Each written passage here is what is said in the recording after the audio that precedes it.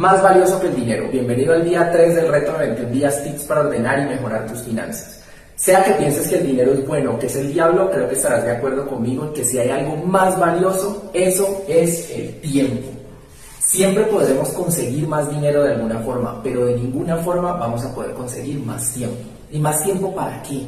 Para encontrar nuestro propósito de vida, aquella actividad que nos hace realmente felices, para compartir con nuestros compañeros en este viaje que es la vida, nuestra esposa, nuestros papás, hermanos, amigos, tiempo para hacer lo que nos gusta, lo que nos haga felices, para dejar un legado a alguien más, para compartir experiencias con los demás. A pesar de que el dinero no es requisito para lograr todo eso, definitivamente nos puede hacer la vida más fácil. No vinimos a este mundo a trabajar para pagar deudas, venimos a este mundo a ser felices, y ser conscientes y responsables con nuestro dinero nos puede hacer este camino mucho más fácil.